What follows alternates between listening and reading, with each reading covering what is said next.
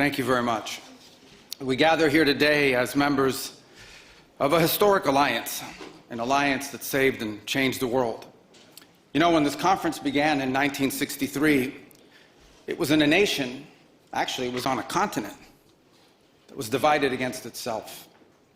The line between communism and freedom ran through the heart of Germany. The first barbed fences of the Berlin Wall had gone up just 2 years prior. And just months before that first conference, before our predecessors first met here in Munich, the Cuban Missile Crisis had brought the world to the brink of nuclear destruction. Even as World War II still burned fresh in the memory of Americans and Europeans alike, we found ourselves staring down the barrel of a new global catastrophe. One with the potential for a new kind of destruction, more apocalyptic and final than anything before in the history of mankind. The time of that first gathering, Soviet communism was on the march. Thousands of years of Western civilization hung in the balance. At that time, victory was far from certain. But we were driven by a common purpose. We were unified not just by what we were fighting against.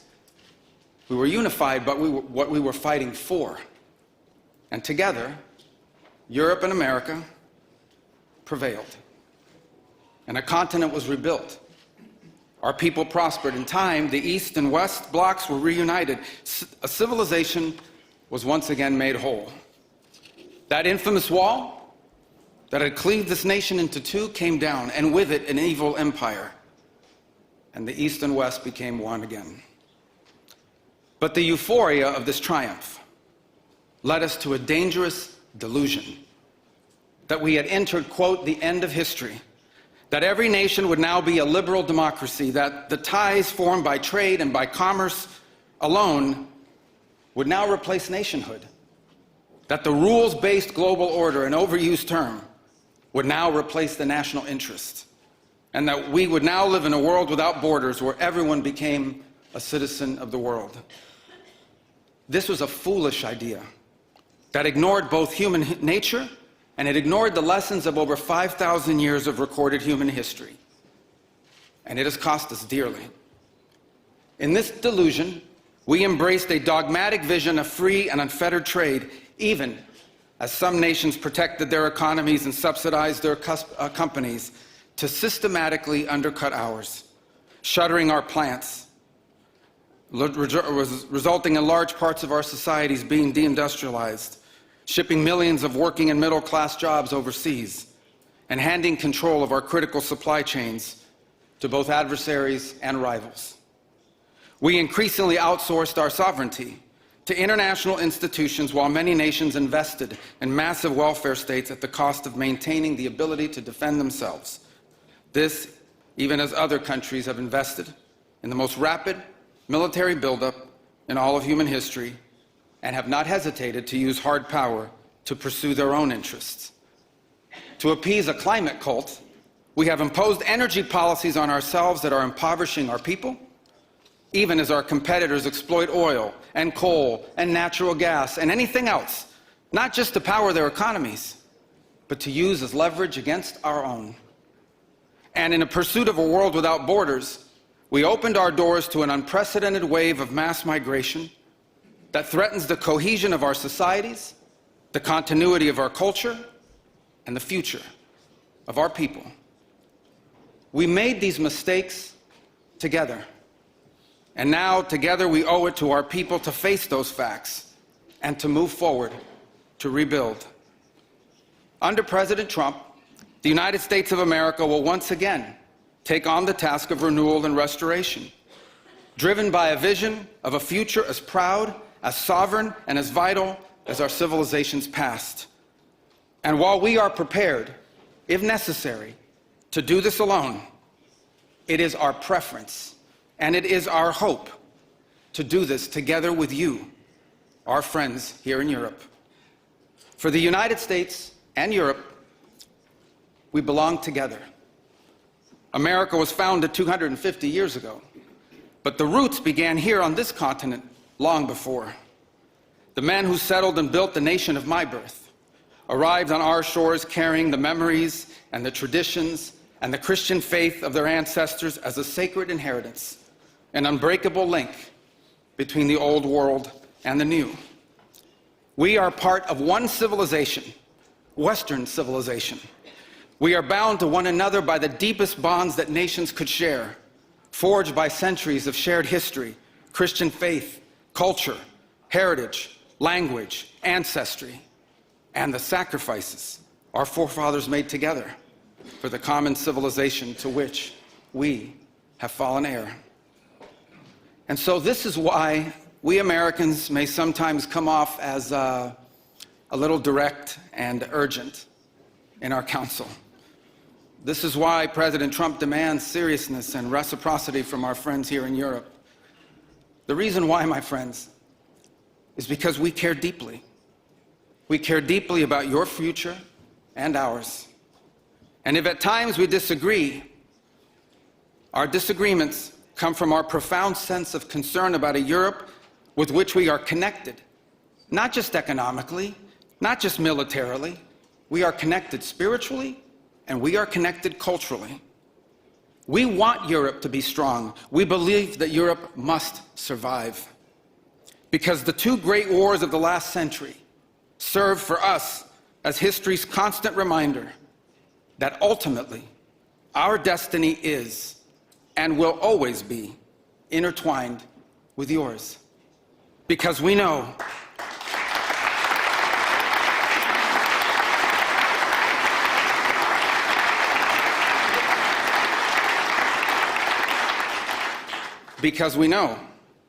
that the fate of Europe will never be irrelevant to our own. National security, which this conference is largely about, is not merely a series of technical questions. How much we spend on defense or where, how we deploy it, these are important questions. They are. But they are not the fundamental one. The fundamental question we must answer at the outset is, what exactly are we defending? Because armies do not fight for abstractions. Armies fight for a people. Armies fight for a nation. Armies fight for a way of life. And that is what we are defending. A great civilization that has every reason to be proud of its history, confident of its future, and aims to always be the master of its own economic and political destiny. It was here, in Europe, where the ideas that planted the seeds of liberty that changed the world were born. It was here, in Europe, which gave the world the rule of law, the universities, and the scientific revolution. It was this continent that produced the genius of Mozart and Beethoven, of Dante and Shakespeare, of Michelangelo and Da Vinci, of the Beatles and the Rolling Stones. And this is the place where the vaulted ceilings of the Sistine Chapel and the towering spires of the great cathedral in Cologne, they testify not just to the greatness of our past or to a faith in God that inspired these marvels. They foreshadow the wonders that await us in our future. But only if we are unapologetic in our heritage and proud of this common inheritance can we together begin the work of envisioning and shaping our economic and our political future. Deindustrialization was not inevitable. It was a conscious policy choice, a decades-long economic undertaking that stripped our nations of their wealth, of their productive capacity, and of their independence. And the loss of our supply chain sovereignty was not a function of a prosperous and healthy system of global trade. It was foolish. It was a foolish but voluntary transformation of our economy that left us dependent on others for our needs and dangerously vulnerable to crisis. Mass migration isn't some fringe concern of little consequence. It was and continues to be a crisis which is transforming and destabilizing societies all across the West. Together, we can reindustrialize our economies and rebuild our capacity to defend our people. But the work of this new alliance should not be focused just on military cooperation and reclaiming the industries of the past. It should also be focused on together advancing our mutual interests in new frontiers, unshackling our ingenuity, our creativity, and the dynamic spirit to build a new Western century. Commercial space travel and cutting-edge artificial intelligence, industrial automation and flex manufacturing, creating a Western supply chain for critical minerals not vulnerable to extortion from other powers, and a unified effort to compete for market share in the economies of the global South. Together, we can not only take back control of our own industries and supply chains, we can prosper in the areas that will define the 21st century. But we must also gain control of our national borders. Controlling who and how many people enter our countries, this is not an expression of xenophobia, it is not hate. It is a fundamental act of national sovereignty. And the failure to do so is not just an abdication of one of our most basic duties owed to our people. It is an urgent threat to the fabric of our societies and the survival of our civilization itself. And finally, we can no longer place the so-called global order above the vital interests of our people and our nations. We do not need to abandon the system of international cooperation we authored, and we don't need to dismantle the global institutions of the old order that together we built. But these must be reformed. These must be rebuilt. For example, the United Nations still has tremendous potential to be a tool for good in the world. But we cannot ignore that today, on the most pressing matters before us, it has no answers and has played virtually no role. It could not solve the war in Gaza. Instead, it was American leadership that freed captives from barbarians and brought about a fragile truce. It has not solved the war in Ukraine. It took American leadership in partnership with many of the countries here today just to bring the two sides to the table in search of a still elusive peace. It was powerless to constrain the nuclear program of radical Shia clerics in Tehran. That required 14 bombs dropped with precision from American B-2 bombers.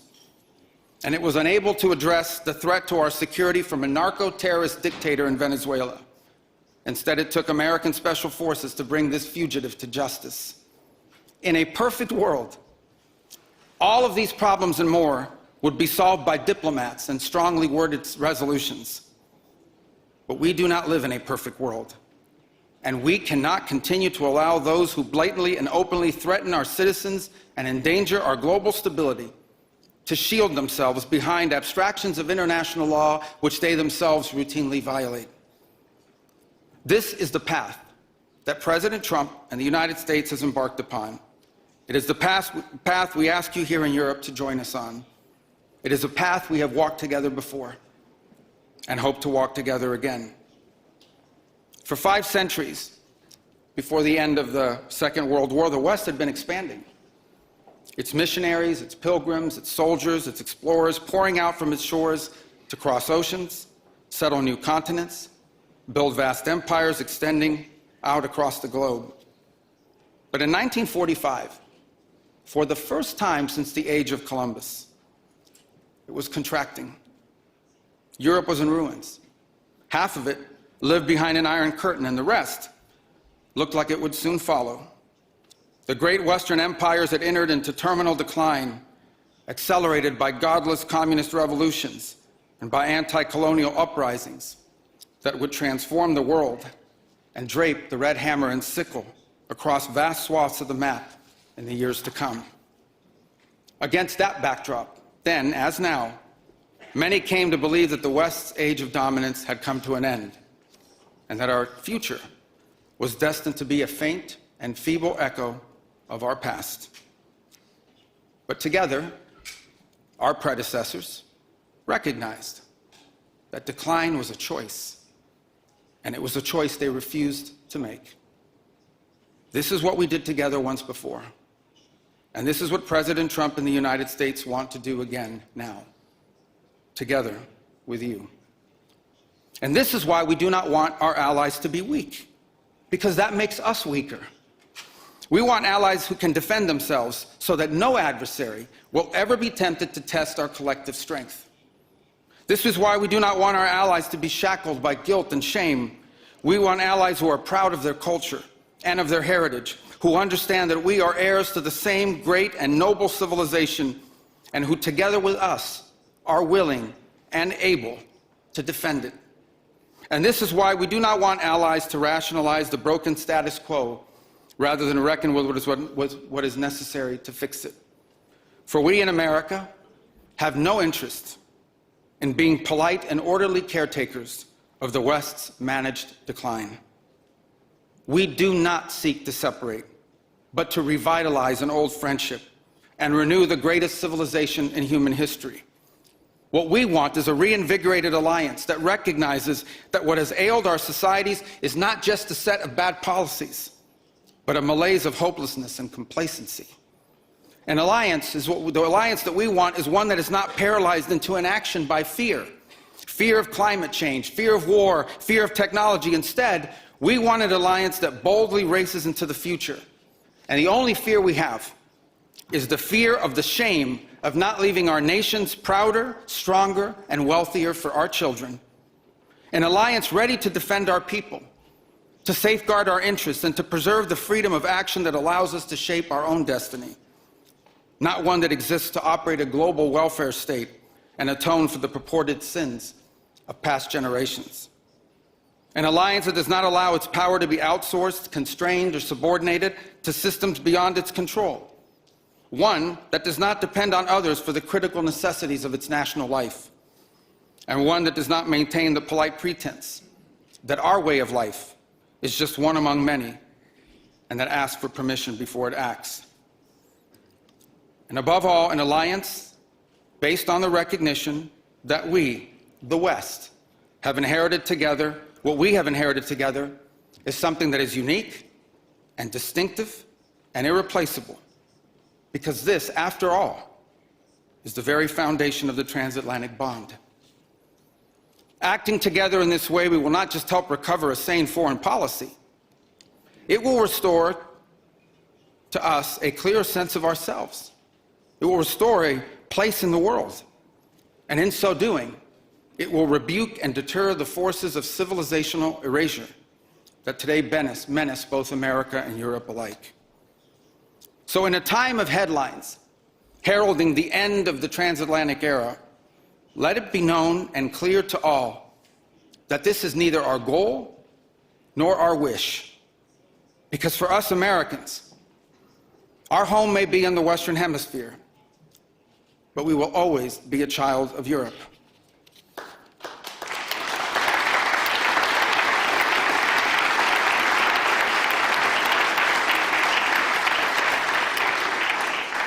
Our story began with an Italian explorer whose adventure into the great unknown to discover a new world brought Christianity to the Americas and became the legend that defined the imagination of our pioneer nation. Our first colonies were built by English settlers, to whom we owe not just the language we speak, but the whole of our political and legal system.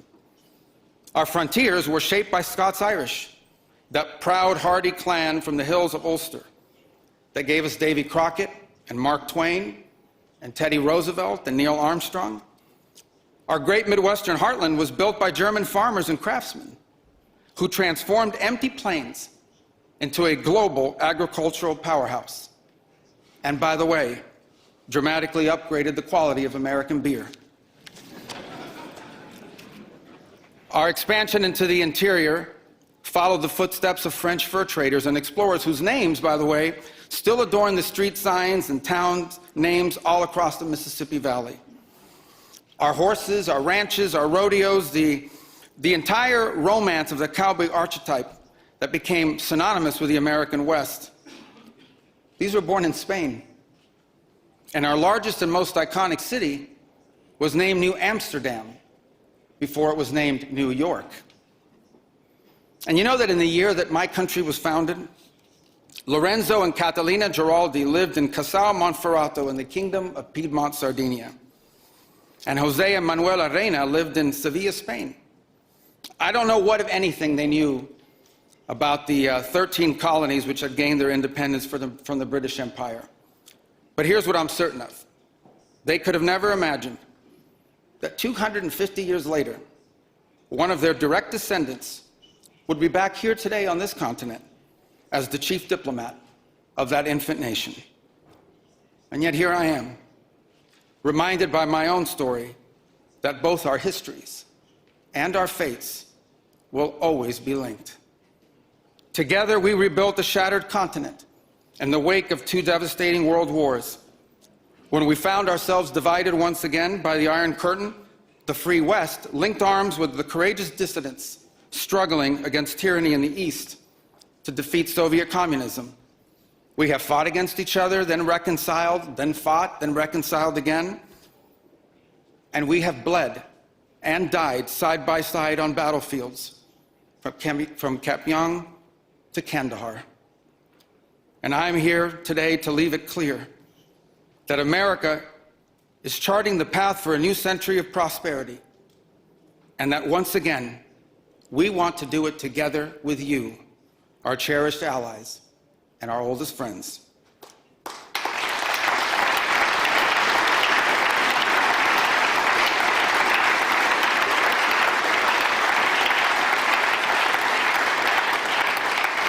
We want to do it together with you, with a Europe that is proud of its heritage and of its history, with a Europe that has the spirit of creation and liberty that sent ships out into uncharted seas and birthed our civilization, with a Europe that has the means to defend itself and the will to survive. We should be proud of what we achieved together in the last century, but now we must confront and embrace the opportunities of a new one. Because yesterday is over. The future is inevitable. And our destiny together awaits. Thank you.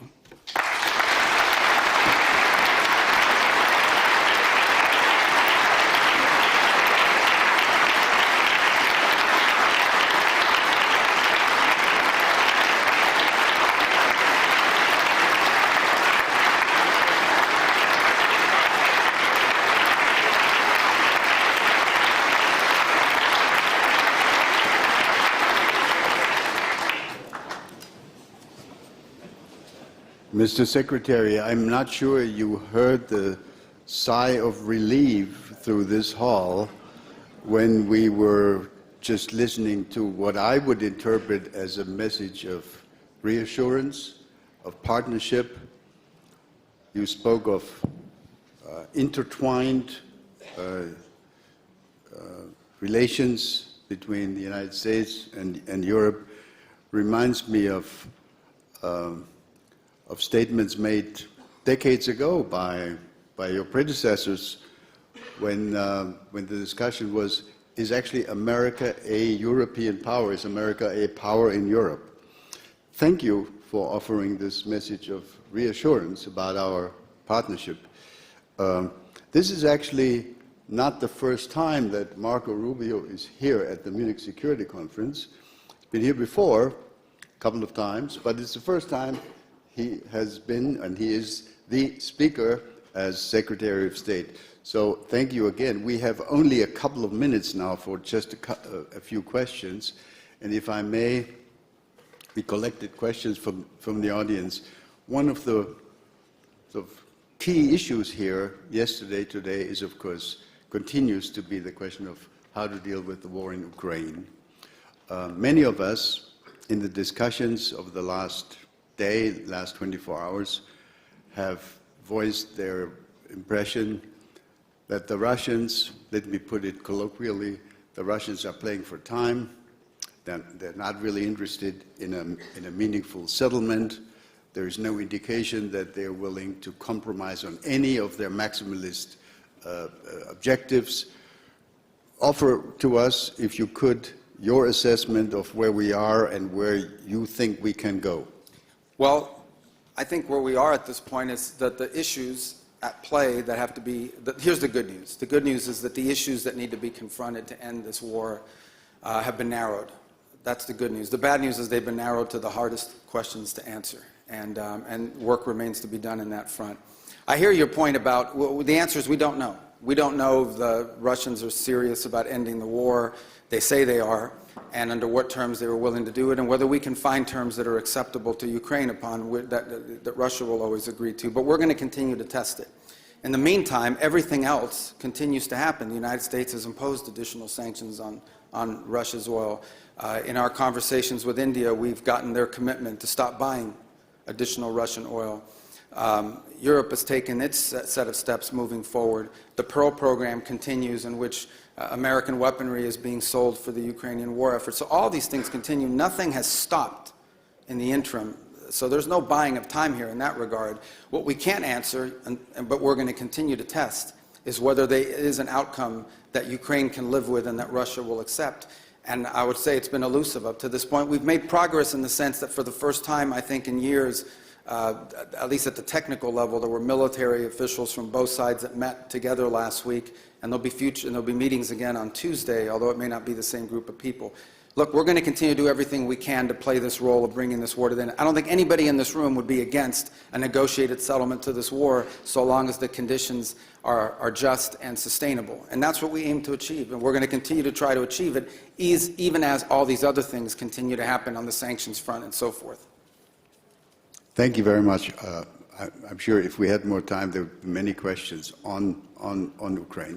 But let me conclude by asking a question about something entirely different. The next speaker here in just a couple of minutes will be the Foreign Minister of China. When you served in the Senate, sir, people considered you a kind of a China hawk. So did they. So did they. Yeah. We know that there will be, in about 2 months' time, a summit meeting between President Trump and President Xi Jinping. Give us your expectation. Are you optimistic? Can there be a quote-unquote deal with China? What do you expect? Well, I would say this. The two largest economies in the world, two of the big powers on the planet, we have an obligation to communicate with them and talk, and so do many of you on a bilateral basis as well. I mean, it would be geopolitical malpractice to not be in conversations with China. I would say this, because we're two large countries with huge global interests, our national interests will often not align. Their national interests and ours will not align, and we owe it to the world to try to manage those as best we can, obviously avoiding conflict, both economic and worse. And so it's important for us to have communications with them in that regard.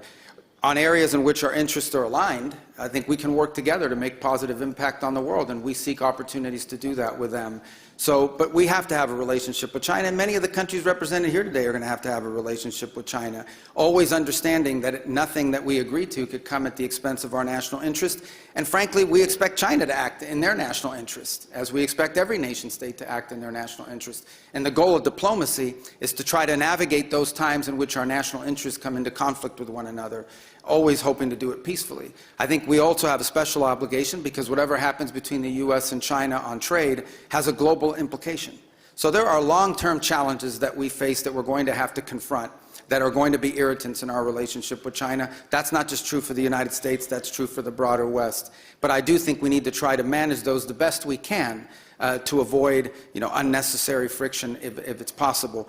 But no one is under any illusions. There are some fundamental challenges between our countries and between the West and China that will continue for the foreseeable future for a variety of reasons.